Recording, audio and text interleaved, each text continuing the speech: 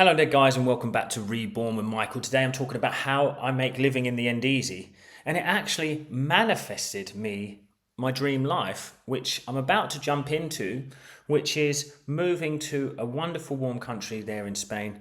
Actually, a few people have commented below. They're living their life too. You can manifest your own dreams when you realize how to live in the end and not make it such a challenge.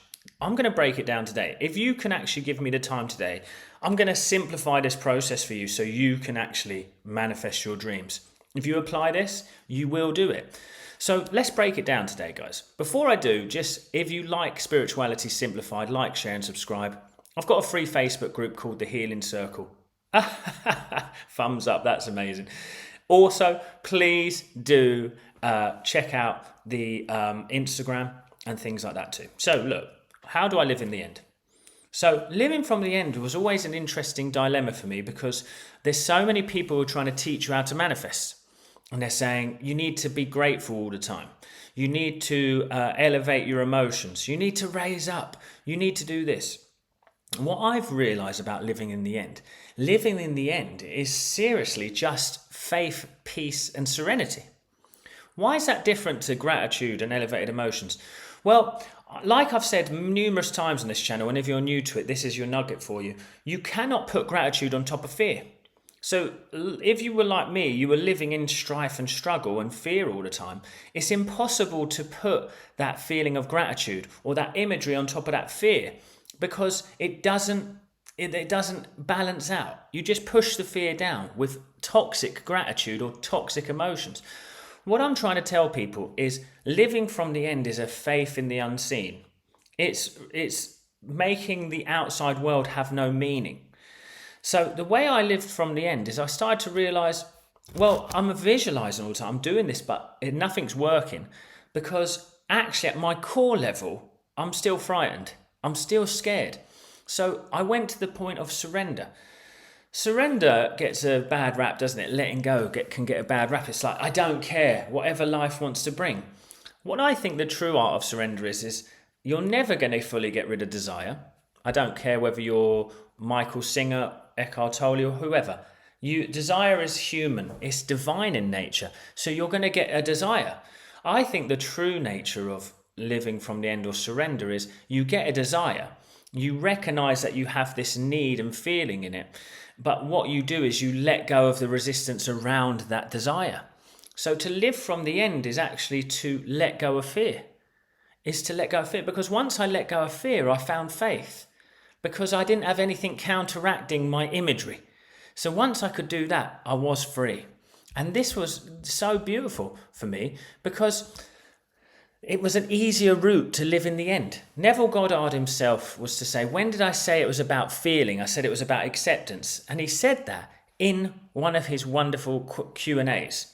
Because the truth is if you keep trying to make it about emotion, you're going to have so many ups and downs.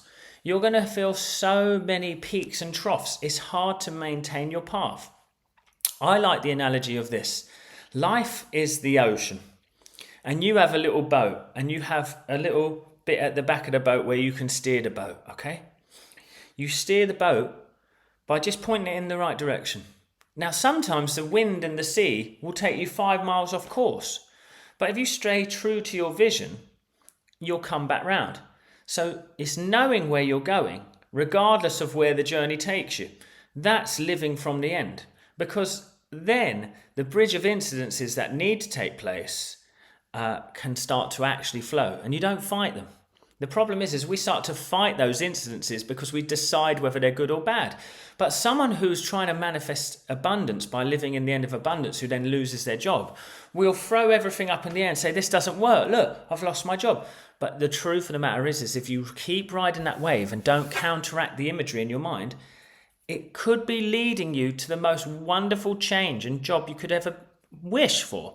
You see, when I finished being an actor, I went into a sales job. And what happened there was then COVID hit and I asked to be furloughed, which meant that they could just take me off the payroll. Government would pay 80% of my wage because I'd had a child and my wife had had a child and she was still healing. and the paternity leave, sorry, wasn't enough. But so they said no. So in that moment, I quit unceremoniously. Now I had been visualizing the future, the end, and quitting seemed like I was losing something initially. But actually, as I sat with it like I'm teaching you and I let go of that feeling, I started to be at peace and feel ease around it. Well, it's led me to where I am now. The bridge of incidences of me finding out about YouTube, doing my other thing, but not been able to truly speak my truth, letting go of that fear, and then speaking my truth has led me to this point where I get to speak to you guys. So living from the end is actually about noticing your reactions towards the life that you're living now and observing them and letting them go, so that you actually find a river of peace. You find that river of peace, and then you can flow down that river towards your goal. So living from the end becomes easy when you just decide something, and then you become the observer of how you are reacting to your environment. If you can become peace in the chaos, that's true faith. True faith is when things are going not the way you want, but you can find peace in that serenity. So all I tend to do, and even now with me manifesting this move to Spain, which is a miracle manifestation for me, again, I'm just going to scan it down. And I'm just going to notice on my body, okay, there is tensions. Their shoulders are slightly raised. I want to take action. I'm not going to take action from there because no action from this place is going to come to a wonderful conclusion. Instead, the only action I'm going to take is to observe the uncomfortableness in the stomach, observe the sensation on the chest, sit back and realize that it's not a truth. It's just a sensation. Once you realize that your sensations feel worse than the actual truth of the matter, that's when you find freedom. So many people are judging their outside world based on these sensations. But the outside world has no true good or bad intention for you. It just is. It's just a playground of experience. You decide whether something is good or bad. So once you start to master your emotions by becoming the observer, you can start to live from the end all the time. So when things go backwards, and so right now, let's say, for example, I'm having to invest in a move. Yeah, you could start to say, that feels like I'm going backwards because I'm losing something. There is no loss, because the only reason I could ever feel like I'm losing anything is because of a sensation, not a truth. Instead, it goes backwards, but it comes back to me multiplied, and it always does, and it always will. So whatever it is you're manifesting, claim it boldly, my friend, claim it with love. But just your work is to let go of the internal battle inside. That's the battle between heaven and hell. So just observe it, because heaven always wins, and heaven is peace. Heaven is serenity. Heaven is easy, effortless joy.